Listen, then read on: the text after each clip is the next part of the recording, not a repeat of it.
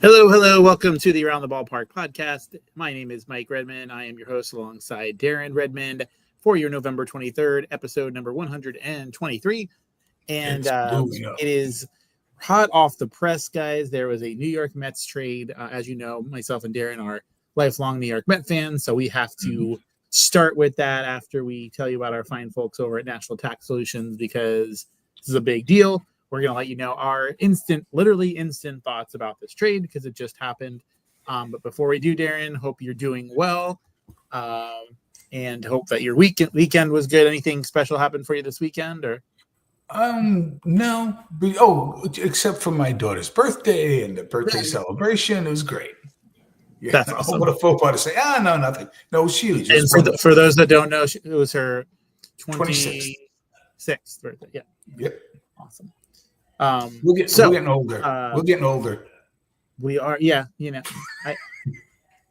should have said 21 or something. 26. I know. Like, yeah.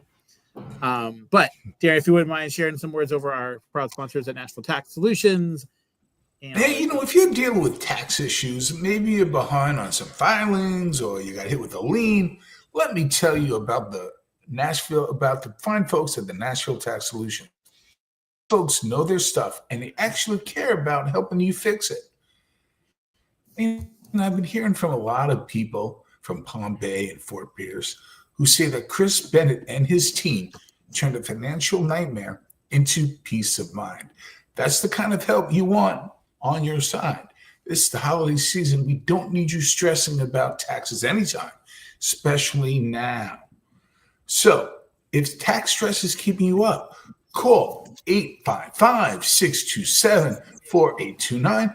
Visit NashvilleTaxSolutions.com or email info@NashvilleTaxSolutions.com. Nashville Tax Solutions, real people, real relief. And yes, Pennington Bear has a Nashville Tax Solution t-shirt, and I don't. Just saying. Yes. We got to get that to you. We got to make that happen. I'll go down there and get one, hopefully. Yeah, definitely. See. So we got the opportunity. Chris and I got together last week, and we were kind of starting plans on the vehicle for the parade in terms of like the sound and whatnot. So we got our playlist made, sound tested, all that good stuff. So it is coming together very nicely. So that's super cool. Can't wait for that. That'll be on December the 6th. So that's with just a couple weeks away. Mm-hmm. Our flyers will be in a couple days before that. So it's going to be an exciting time for sure. But yeah, so I know he's got doing a lot of stuff going on. This time of year is busy for everybody, I'm sure. So to be able to have some kind of events like this that, kind of bring out the fun, because we do a lot of errands and a lot of running around, a lot of working, and all that kind of stuff. So I definitely appreciate these kind of events for sure. But now, guys, just an early programming note, we will not be live on Thursday as it is Thanksgiving. So we are going to shoot for Wednesday night, and we're going to talk about all things Thanksgiving and all that good stuff. So make sure you are here. Mark your calendars for Thursday. But now, as you saw in the thumbnail, tonight's episode was to be with the Locked On Pirates podcast. Unfortunately, did not work out for this evening. Not saying it's off the table, but that will have to be rescheduled. So it will be the two of us tonight, which is perfectly fine. As I said before, sometimes it's some of my personal favorites. So we're going to make it work anyway. But I'd like to start first and fresh because it's hot off the press. The big trade that went down today, Darren, I'm sure or this evening, just not too long ago, like less than an hour ago, I think, featuring Brandon Nimmo of the New York Mets is going to a new team. And I am not happy about this move. But those of you that did not see, maybe you just got on here now, you didn't see what was going on. I knew that he was kind of on the table to be moved. I didn't feel like it would actually happen, especially with the 5-year deal he had just got recently. But he is no longer a New York Met. He is now with the Texas Rangers. So this happened today. So your thoughts, Aaron, your initial thoughts on this deal? Well, I would not trade Pennington for Brandon Nimmo. I'm just saying, because I think that Pennington is untradeable. But about this trade, Just a couple of things. Let's unpack it a little bit. 5-year deal, so he's locked in. He had a no trade clause, so it's obvious that he agreed to this trade. Is that because Texas is a no income tax location, a good place to play?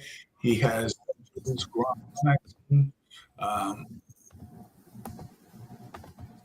that probably some of the incentives as to why. Obviously, probably, hey, why are they getting rid of me? From a Met perspective, but I think their thinking is, listen, he's at his zenith right now in terms of production. He seems to get hurt quite a bit. His arm isn't the best. And again, I'm not down talking him at all. I love Brandon Nemo. I don't like that they try to make him into a power hitter. You know, they tried to make him into Anderson from what's his name, who played for the Mets in right field. Anderson, Curtis Anderson. Yeah, that's what it felt like they were trying to make him into. Simeon's 35 years old, second baseman, good glove, steady, but we have an influx of infielders already. I think, though, if you look at this thing as a beginning piece, so that's why I'm withholding judgment. If they don't really do anything else regarding this thing, terrible. But if this means they bring a big thumping left fielder, or to the team because now they have a space and a need, or right fielder or whatever, then I might feel better about it. So that's my very long-winded way of saying I'm holding judgment right now, but the taste in my mouth wasn't a good one. That's for sure. So I think my initial thought too was this is a guy who he brings a different kind of energy to the team. We love Juan Soto, of course, just with us for a year, but he doesn't have that like gusto for baseball. It seems like he's just naturally gifted. He's going to gift the stats, but someone like Brandon Nimmo, he hustles. He does all the things you ask him to do. He'll play this position. He'll play that position. He'll do whatever you ask. So it's less about that they traded him as it is for who they got, because they already have 4 other second basemen. This guy is 35 years old, and he had his worst offensive year in 12 years this last season. He did win a Gold Glove, so I'm assuming they're trying to preserve the amount of runs that are given up. But the best way to do that is to upgrade your pitching, not bring in an aging 35-year-old to play second base when you already have 4 other guys that can play there. I even got a text from a buddy that Mike, who thought that their solution was going to be moving McNeil to left field to make room for Simeon. I don't see that being the solution here at all. McNeil, I'm fine if he wants to remain a Met as a bench role, not as an everyday player, especially not in left field.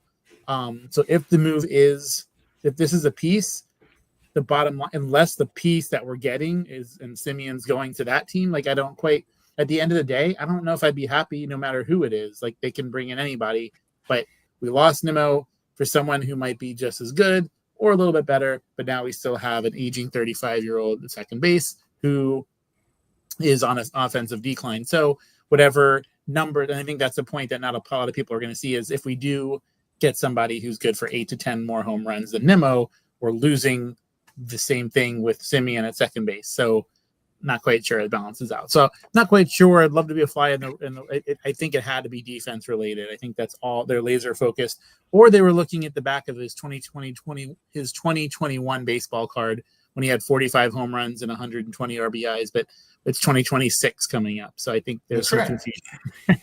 No, I agree. And here's the bottom line.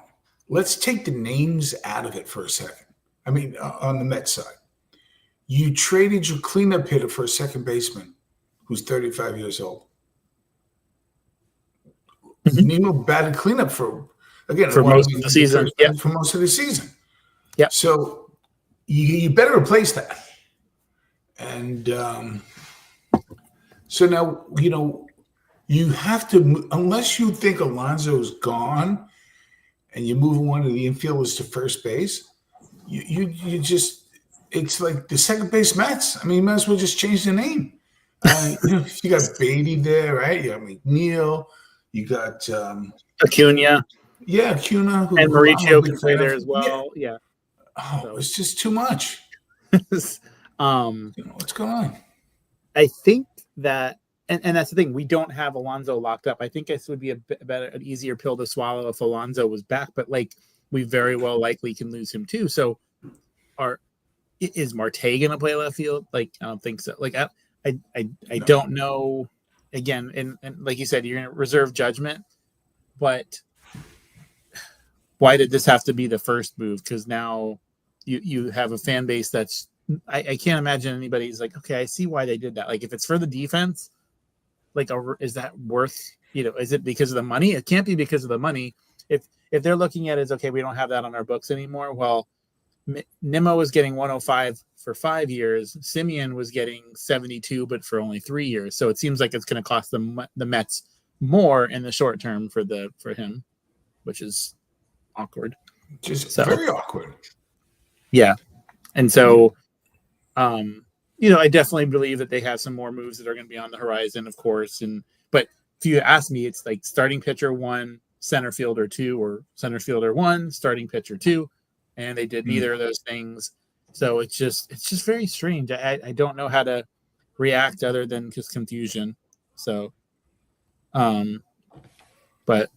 so Tommy called and we chatted for like 35, 40 minutes about it, right, as it happened. And he was at a loss for words, as was I. But if you were watching New York's sports media tomorrow, you're watching a podcast, something similar to what we're doing here.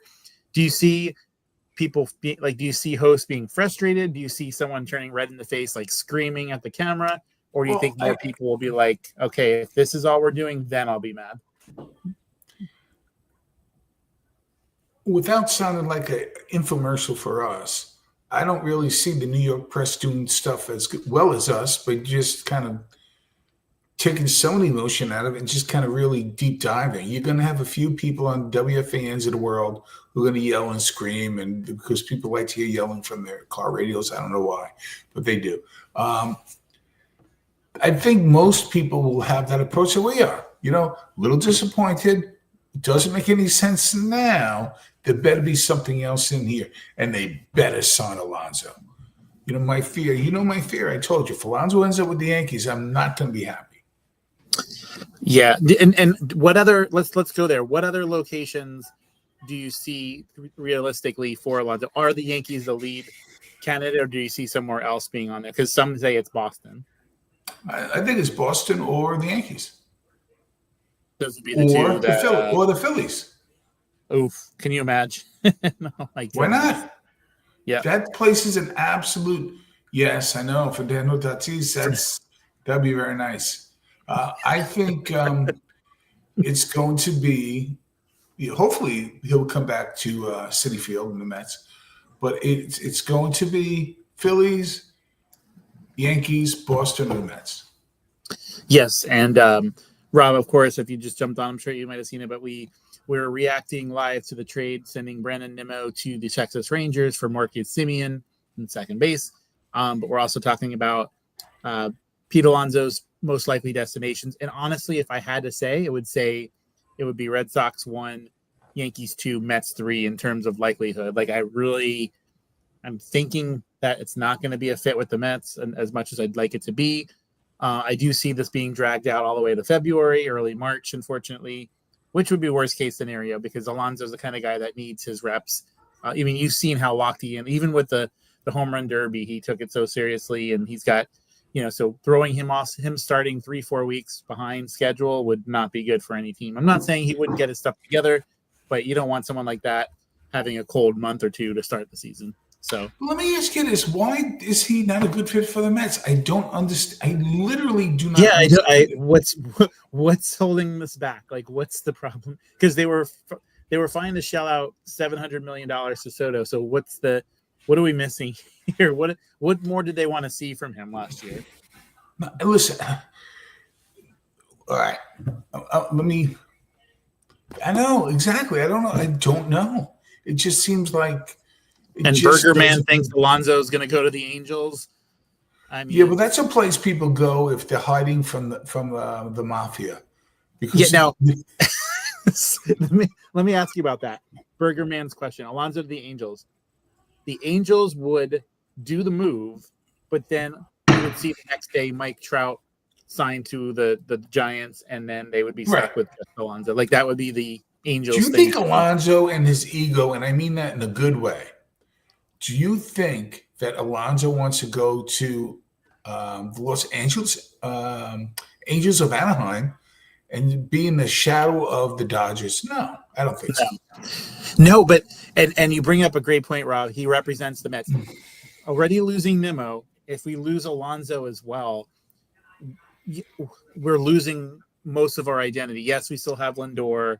You know, we might still have McNeil, but we're losing a lot of our identity, and then it just becomes names on the back of jerseys and not what the heart and soul is of the New York Mets that got us here. Let's not forget, we were one series away from the World Series 2 years ago, and we were one win away from making the playoffs last year.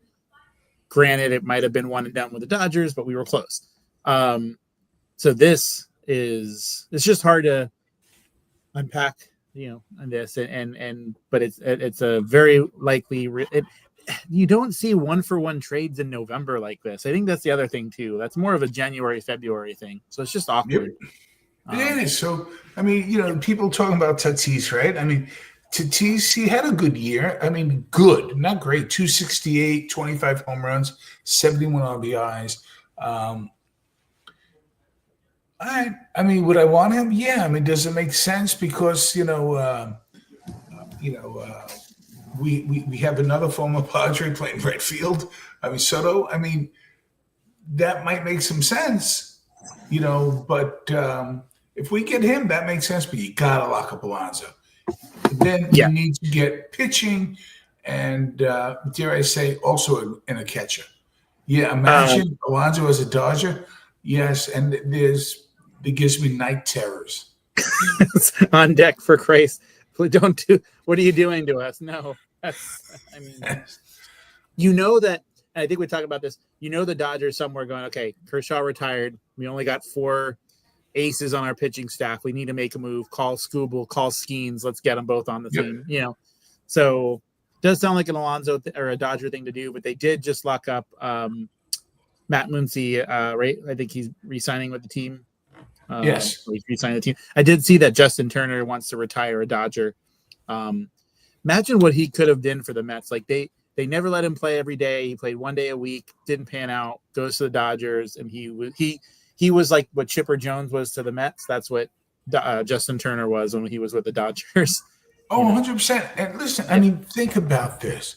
I know there was some attitude with one of the guys I'm going to bring up, but you want to talk about over judgmental Met fans and the Met front office, which are supposed to be the grown-ups in the room. This is with the Wilpons and Doubledays, but still, they got rid of Turner and they got rid of Jeff Kent.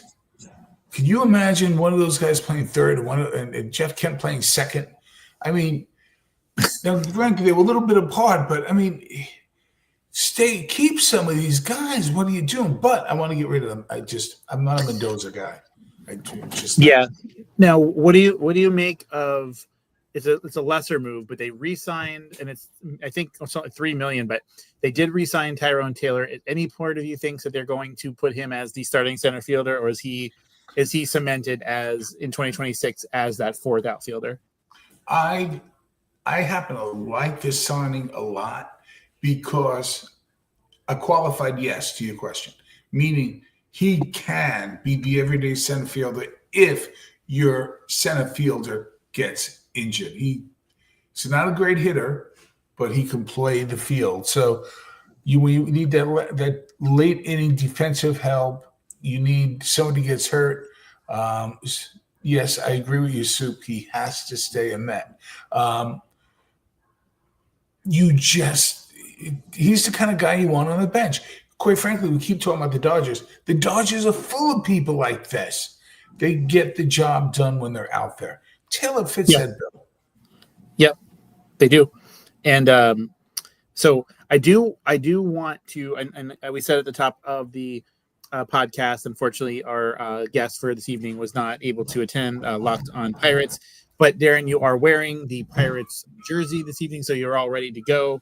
Unfortunately, but you snooze, you lose, right? So hopefully we work it out in the future. But we're still going to talk. I want to talk a little bit of Pittsburgh Pirates. We're not going to dedicate as much time as we were going to do.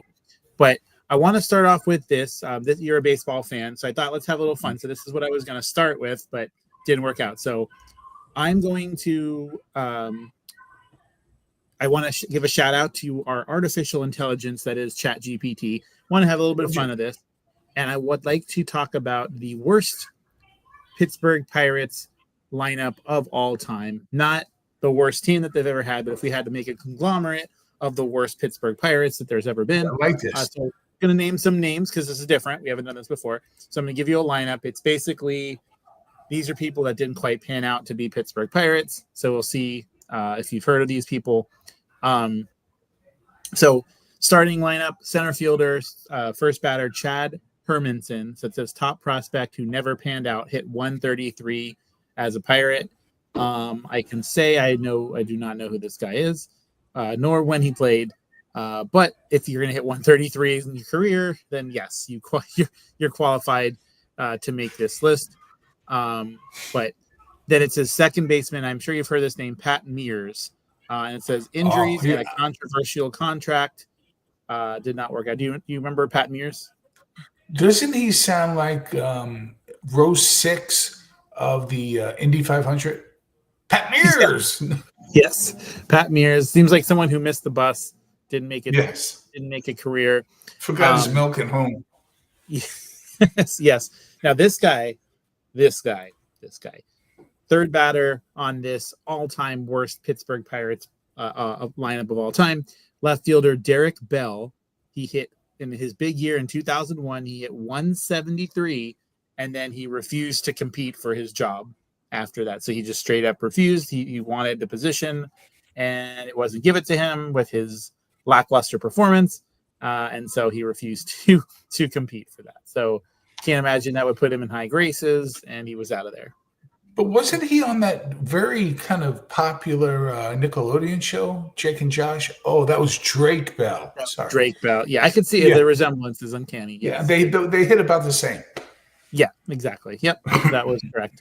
The cleanup for this squad, Kevin Young, and apparently, so he had some good years, but his later years included a ton of errors and a steep decline in numbers. So, yes, I remember that.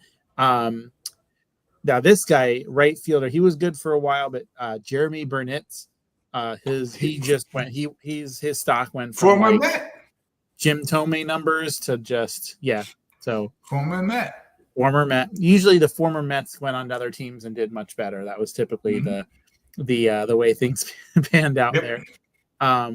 Third baseman Jose Castillo. He was a highly inconsistent player. I do remember him. I think wasn't he a Rocky as well? I believe could be. I don't remember that. Don't remember that guy. Yeah, that's probably why he's on this list. Catcher Michael McHenry. Do not know who that is. Clint Barnes at 8th at shortstop. He had a great glove, but he continuously. I think his high batting average was 211, so that's not going to cut it. Clint Barnes. And, now, here's the fun one. So the ninth batter is the designated hitter, and he hit 0 home runs for the team. Not so much when you put someone in designated hitter, you would think that this would be a player that would actually produce some stuff. Now, of course, 2011 National League didn't have the DH, so I'm assuming this guy played every day, but finished the season with no home runs, which is okay. Like, let me ask you this: like, in 2025, if you have a shortstop that's a Gold Glove shortstop that has a 327 batting average with 0 home runs, is that good enough to start in 2026? Or do you need at least 4 to 5 home runs? If he's the Golden Glove, no, he can start. Yeah. Because especially if he's got like a 311 average. Now, Gold Glove batting 211. No good. But then you're probably playing for the Mets. Yeah, exactly. Yep. So then we got to go into the rotation of his all-time worst Pittsburgh Pirates, we got John Van Ben Schooten. What are your thoughts on John Van Ben Schooten? Listen, career 9.20 ERA. Career 9.20 ERA. But you know what? He made the show. But now here's the thing that bothers me. He had to overcome a lot as a child. Because when you take a timed exam in school, by the time you wrote your name out on the top of your test paper, he lost like 48 minutes. Yes. Poor guy. It's really long. It's bad. And career 9.20 ERA. I mean, I don't know if at some point, hopefully he was given another opportunity somewhere, but it doesn't sound too good. Ian Snell. Hold on a second. Is he the same guy that's nickname was Batting T? Yes. Let's go. We'll go with yes. We have Ian Snell. He had a legendary collapse in 2010. It was called the Meltdown era. Starting pitcher number 3, Josh Fogg, who was called the Dragon Slayer. He earned the iconic nickname despite high ERAs and constantly allowing home runs. That's a horrible tag. Yeah. Constant. You're known for constantly giving up home runs. That's not what you want on the resume. No. And then, you remember Todd Van Poppel? I do remember Todd Van Poppel. He played with the Athletics as well. Yeah, but when he was with Pittsburgh, his ERA was constantly over 6. Oh, he was terrible. Yeah, and he was supposed to be like all world, and it never worked out for him. I do remember him very well. And they did have a relief pitcher. I don't know who this is. Dewan Brazelton. It says he finished with an almost unbelievable ERA in the modern era. So I imagine that's pretty high. So there it is, your all-time worst Pittsburgh Pirates. And where is this one? They had another player, Brian Bixler, also career average 178. So there's been let's not forget the Pirates did make the postseason for, I think it was close to 21 years, something like that. It was an insane amount of time. But yeah, so the Pittsburgh Pirates, Darren, they're a team that you're not going to hear much in the offseason typically, but they are saying that this year they actually have a little bit more money than usual to spend, because usually when you hear the Pirates, you just hear 1-year deals, relief pitcher here, aging infielder there. The big move that they're expected to make is that they're probably going to be trading Mitch Keller, which is, he's one of their best arms, which is unfortunate. Like a team like that can't keep, I keep hearing Skeen's going to go here, and it's best for baseball when Skeen's, when more teams are competitive. But it does seem that the price tag of Mitch Keller, which is because he signed a $77 million extension prior to 2024. So he's owed $55 million of that still. But they're thinking that that's going to be the guy that gets shipped off, which would be unfortunate, because if the Pirates were ever to compete, they need some offense to go along with they actually have a good pitching staff, but and they got a lot of young pitchers. So what are your thoughts on the longevity here of Paul Skeens? Because from what I remember reading, he's not someone that's going to pitch into his 40s. I think he's going to make his stamp. You think he's going to have a 10 to 12 year career and then go on and do other things that he's interested in. But unless they get into a wild card this year, do you foresee him being on another club in 2028 or 2027? Absolutely, without question. Why would he not? Yeah. Why would he not? I mean, you don't have to look at it further than what the Mets did, right? You have Brandon Nemo's lifelong Met. What did they do? They got rid of him. Mean, they got rid of him. What's his name? Wilfred Flores loved being a Met, got rid of him.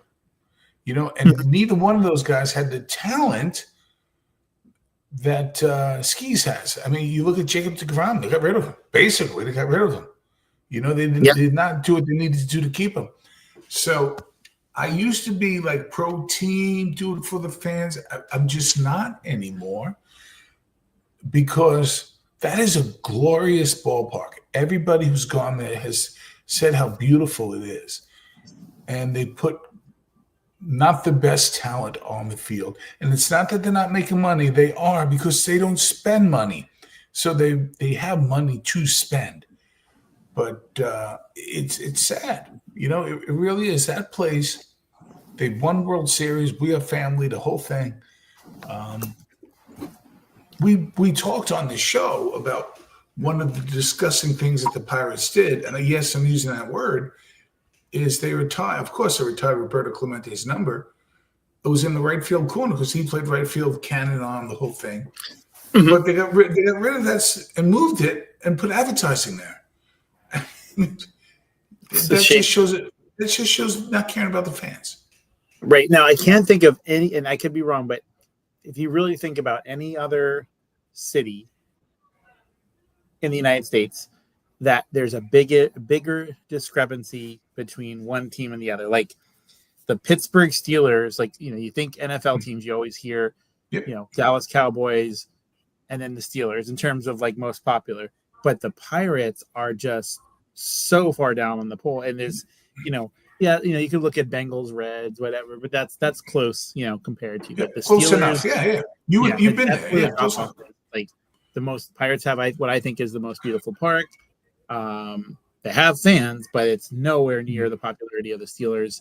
And it could be because they're not, so the money's got to be there, but they're just not a competitive teams, just less interest. However, you still have teams like the Cleveland Browns, the Colorado Rockies that are always horrible, but they still have a crazy amount of fans that come each and every game, no matter what. No, absolutely. Absolutely. And I mean, probably, and I loved your example, probably the one that comes closest is the Denver Broncos and the Colorado Rockies. The Broncos are everything in Denver and around Denver. And Colorado has a nice fan base, but not like Denver, not like the Broncos. Yeah. Now, let me ask this, switching caps or sports or leagues or whatever here.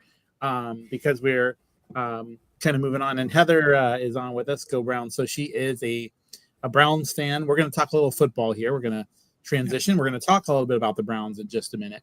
But what I want to start with, there's a big game on tonight. The Tampa Bay Buccaneers are playing the Rams this evening, and the Buccaneers have lost 2 really big games in a row, and this is a really big game for them. The Rams are a very, very good football team, but the Tampa Bay Bucs cannot afford to lose this game. The game tonight is in the Rams Stadium, right? I believe. Yes, it is. Okay, so Chris is probably not there, but who knows? You never know. Never know. But so let me ask you this question: with the biases aside, so Carolina Panthers, right? So they are a half a game behind the Tampa Bay Buccaneers. We haven't. The Bucs have not played the Panthers yet. Panthers have a huge game tomorrow night against the San Francisco 49ers in San Francisco. Is this a must-win for Tampa Bay tonight because 3 consecutive losses in a row against good teams, or do you think that they'll hang on just enough to win the division because Atlanta and New Orleans are not very good? I think it's the latter. But I think psychologically they have to win tonight, and I'm rooting hard for them tonight because I'm a Baker Mayfield guy. You may not know this, but I have family down in Florida, so I root for them as well, Tampa, and I'm rooting for Carolina as well. I want to see them leak in. I want to see them make the playoffs. But no, the Rams can afford to lose a game. And here's a dirty little secret. Much like in Vegas, the Rams don't have a home field because people go there to experience the arena, especially for the Chargers. And they get anybody goes to LA, I'm going to Disney, I'm going here, I'm going there, I'm going to see a show. I'm going to see a filming of a show. Then they go to a game. So, I mean, did you listen to the Dallas Eagle game? There was so many Eagle fans in Dallas. It's because it's such a big arena. Big comeback win by Dallas, by the way, shocked me. Was that today? Yeah. So I had a nonstop schedule today, so I didn't get to. I the watched Eagles were 5 winning minutes by of the like Packers 21 game. points, and they lost 24-21. Wow! I did not know that. That's insane. Heather, you're right. Go Browns. I love that Shador. I mean, they just put a beating on the Raiders. And Shador Sanders started the game, and he did great. Oh, so he did do really good. Yeah, I'm still catching up I a little thought bit. so. Yeah. So is he going? Is this going to be a short-term thing because of an injury, or is he like given the green light, or what's going on with that? Well, I will tell you this. I don't know, but he got you a win, and he looked good. And you drafted him early, and you're not going to the playoffs. Let him start the rest of the season. That's what I say. What do you think, Heather? If you're still with us? Unfortunately, you have a team like the New York Giants. They fought hard today, lost again. Now they're 2-10. Jameis Winston, he's a good motivator. He's a nice guy, and unfortunately, didn't get the job done. This isn't as good of a Lions team as it was last year, but they're still 7-4, still a playoff team in my book. But you just hate to see L after L after L. They're constantly so close, but. You stay in ball games, and the next year, all those losses could flip to wins. So as long as they're staying competitive, but that's not going to make a Giants fan any happier.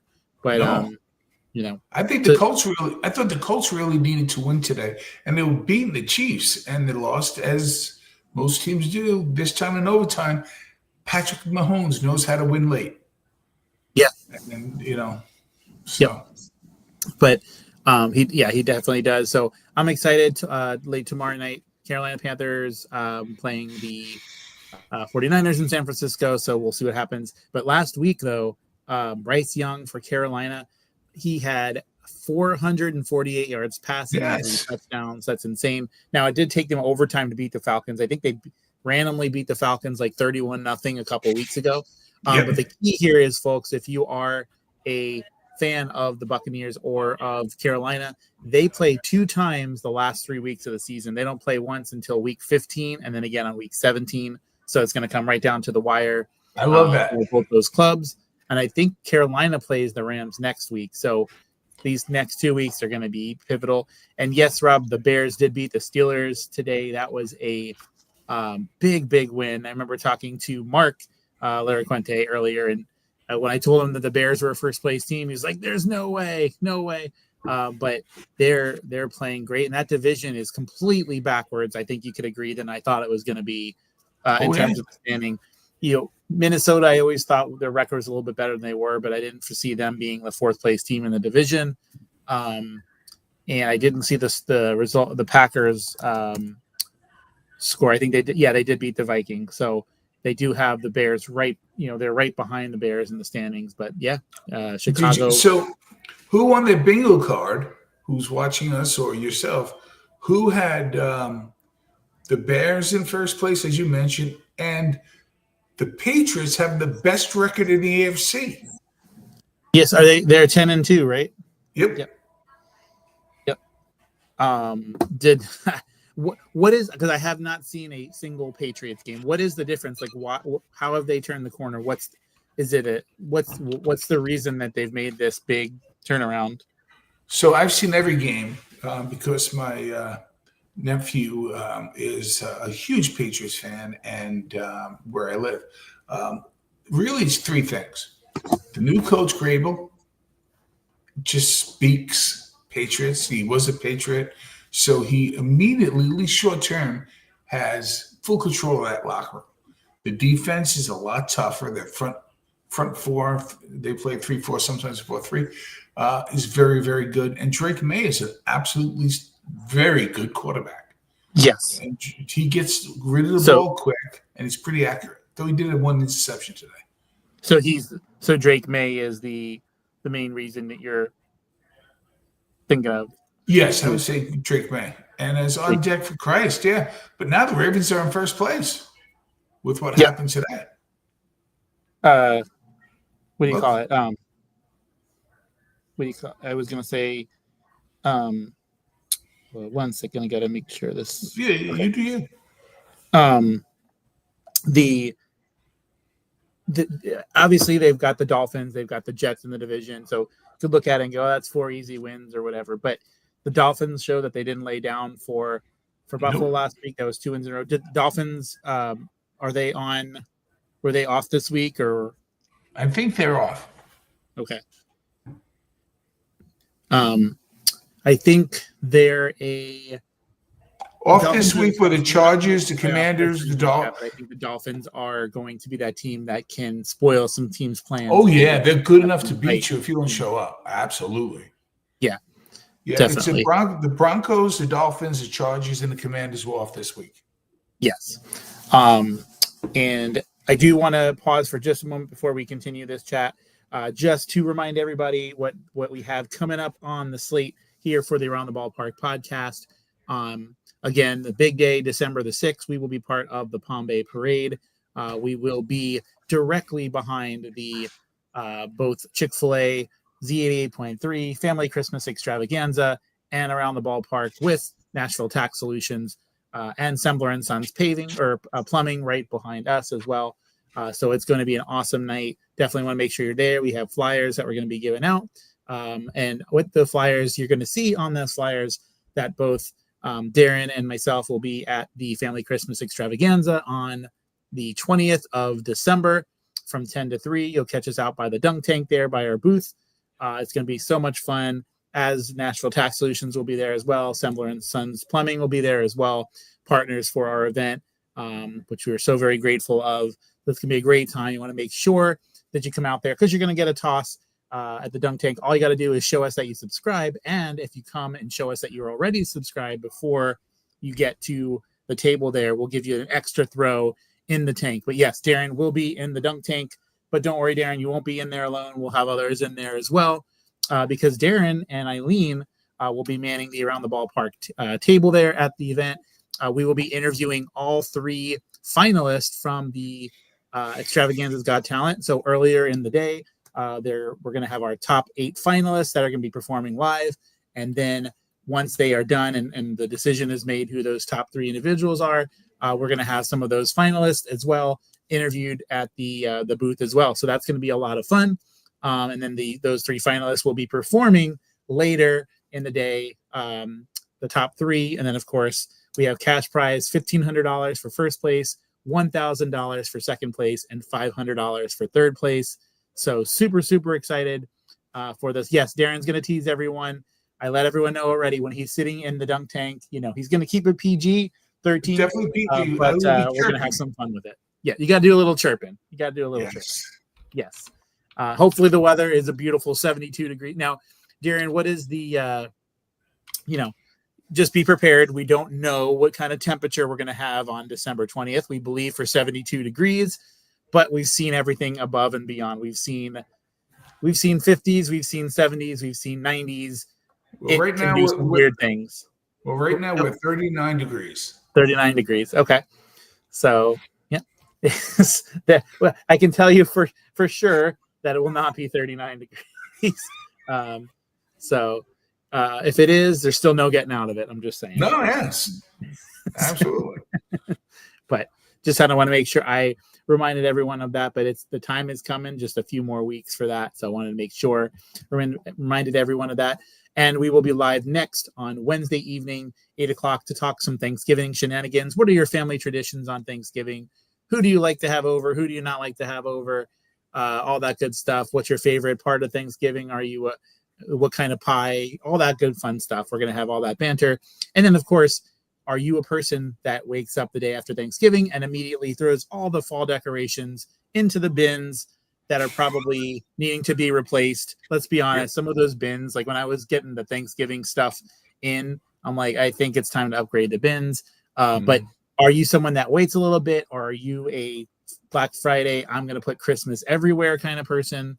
That sort of stuff. So I'm thinking I'm going to go old school with the lights this year and actually put up Christmas lights. I've gotten lazy over the last couple of years with the projection thing. You just plug it in and aim it at a house. I think I actually want to put up actual lights, but we'll see how that goes. And Christian, thank you for joining us as well. Great friend of mine. Super excited. I might as well, while I'm here, I want to plug this as well. this coming Saturday, I should say, this on November the 29th at Fred Poppy Park is our Toys for Tots softball tournament. We're going to have out there round robin. So it's not bring your team and play. We had a draft this past Friday. We're going to have over 150 players out there, 12 teams represented. Bring a $20 toy donation. We're going to play a great fun time, 5-game guarantee and championship later that night. Get to meet some new people, fellowship and all that good stuff. We're going to have Daly out there singing the national anthem. We're going to have a inflatable. We're going to have an ice cream truck. We're going to have an ice truck. We're going to have a K9 demo demonstration at lunchtime as well. So much that we're going to have a concession stand. Sponsored by Palm Bay Youth Softball.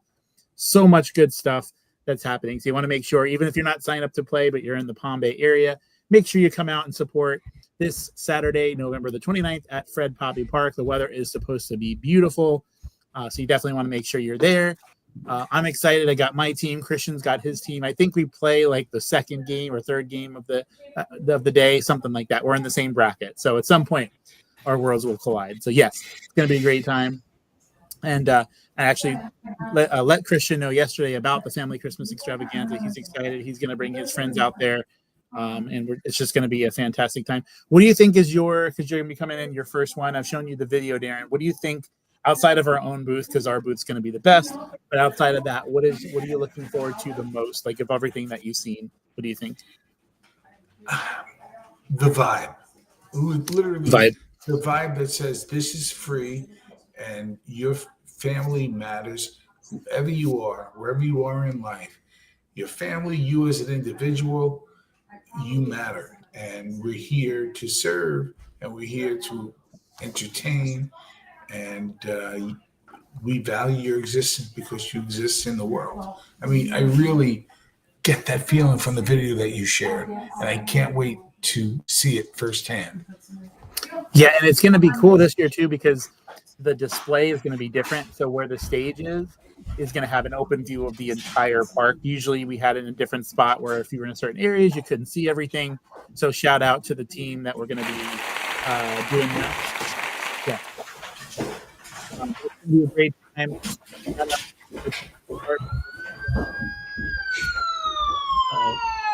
Okay, that was just the sound effect. I'm good. No worries. Okay. But hey, if you're thinking of having any trouble out there, we've got Palm Bay's Finest will be out there supporting the event. So looking forward to that. Yeah, it's going to be a great time. So getting back, we've got just about 10 minutes left here in the podcast. So we were kind of chatting about football and all that good stuff. 3 big games this Thursday. I do feel like the 3 is a little overkill. I still kind of prefer the 2. I can do without the evening game, but I'm not hating it. And I think we're also getting a game on Friday as well. Yeah, Black Friday.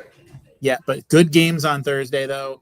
Because remember, up until 2 years ago when we were forced to watch Lions games on Thanksgiving, let's be honest, we really weren't paying much attention. But this year, I think it's Lions and Packers, correct? I believe that. Well, they'll be playing each other, and then you have I forget who the Cowboys are playing, but that'll be great. Yeah, Cowboys are playing, and I think the Chiefs are playing Friday, I believe. Right? Pretty sure. I think so. Something like that. Yeah.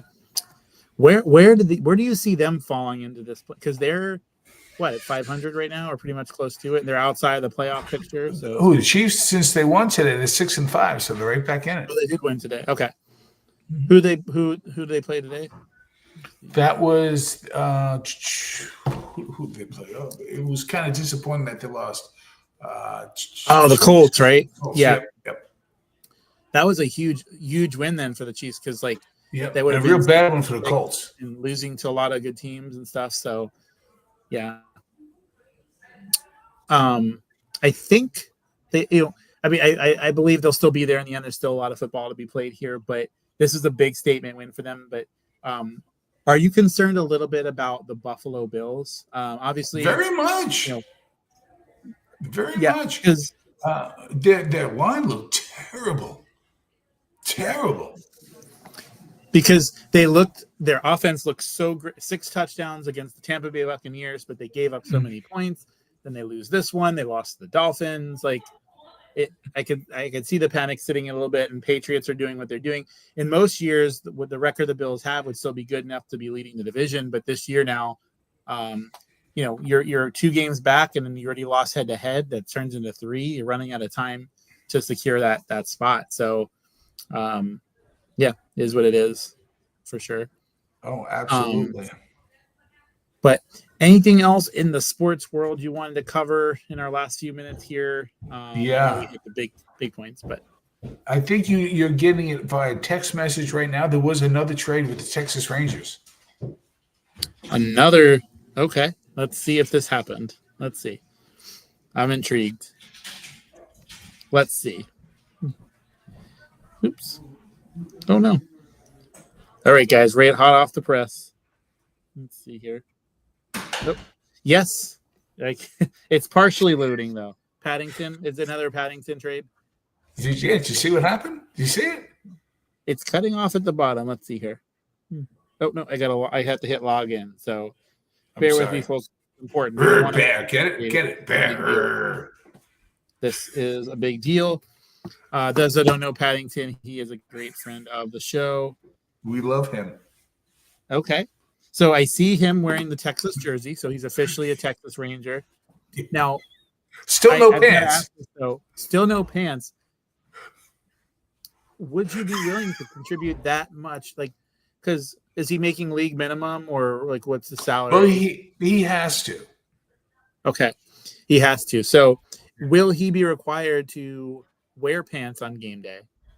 Because it is a family sport, and I'm just concerned. Exactly. Nobody wants to see him slide not wearing pants. So, what kind of pants would be fitting for a star like Paddington? That's the question. Maybe we need to help him out. Maybe no one's just offered to do that. Maybe that's the problem. That could be. be. And I don't know. And but he needs pants. But can I bring up something that we did not discuss that we're going to talk about that really concerns me? So it concerns college football. So real quick, the old days where you'd go up by 3 touchdowns, 4 touchdowns, and you'd start to take your starters out and you start running the ball. But now it seems like points matter so much. I mean, does Notre Dame really need to beat Syracuse 70-7? Does Alabama need to win a game 43-6? So I was talking about today actually with Mark and Heather. I see her smiling there. It's true though, because that's a week 2 score. When you're playing a Divisional 3 school in week 2. Yes. Not this late into the season. So agreed. So, but is there what are your thoughts? So great question. Let's tie into this too. Your thoughts on the whole running up the score kind of thing. Are you someone who feels okay, put the foot down, you're professionals, you're playing, or common courtesy here? That's where is the line with that? Because I can see both sides of it, but in slow pitch softball, for example, I'm not telling my guys go bat left-handed, go sit down in the outfield. That's insulting the other team. I'd rather give 100%. But if you hit the ball to left center field, let's not try to leg out a double. Let's stay at 1. Where do you fall in the line of things, and comparing that to college football that you just shared? So I'm making up a term that doesn't exist, but you do what's called selfish grace. So here's what I mean. I'm going to take Lauren played very high competitive soccer until she was 19 years of age. And if they were up by a lot, you really are showing disrespect to the other team if you're not playing hard. But at the same time, you want to show a little grace, and you don't want to get your people hurt. So they would do something like this. Nobody shoots on goal unless there are at least 5 passes. That kind of thing. So, for example, you just hit the nail on the head. Softball. Listen, we're not legging out any doubles. It's take one. We're going to do this one base at a time. So there are ways of doing that. Or I'm putting in all my subs. Now, what happens is, in the case I'll use Notre Dame, they'll lose a bunch of games yesterday that were just routes. they put in their subs, but their subs are still so much better than the other team. So the days of running the ball and running out the clock should be over, but they're not, because scoring points is a big thing now for whatever reason with trying to get those top 12 spots. So I don't know if that answers the question, but you selfishly show grace. You say, listen, Mike, your team is not going to bat left-handed, but we're not going to stretch out the doubles. You said it perfectly. That's what I mean. I think so. And wait, I'm confused. I just got sent this intel, another breaking news, but I'm confused because you just told me that he got signed by the Texas Rangers, but he is so. Would this be considered capris? Are these capri pants or knickers? I still don't know if I'm comfortable with him. But like, he's happy. He but look, he's happy. He's smiling. Like he has to wear the blue coat. Like I feel like yes, but you say he's happy. He was smiling because even looking at him when he's wearing the National Tax Solutions, he's not smiling. Like okay, he's smiling a bit, but he's smiling because he's finally wearing. He's very happy here. Yeah, he's very happy. So, his legs have been cold for years. I don't know what to believe anymore. He's a Pittsburgh Pirate. He's a Texas Ranger. I don't know what's going on, but I mean, he's got pants. That's the first time. That's the first time he's ever been pictured with pants. So, but listen, it's a bidding war, right? Yes. Right. Maybe that's what happened. He hasn't signed on a dotted line, and it is a bidding war right now. And the Pirates said, "Listen, we heard a rumor broken on the Around the Ballpark live show that you were going to Texas. We're going to throw into the contract pants." I think that's what happened. That's what. Yeah. Now, he will need cleats, though. He really will. It's very difficult to play barefooted in this league.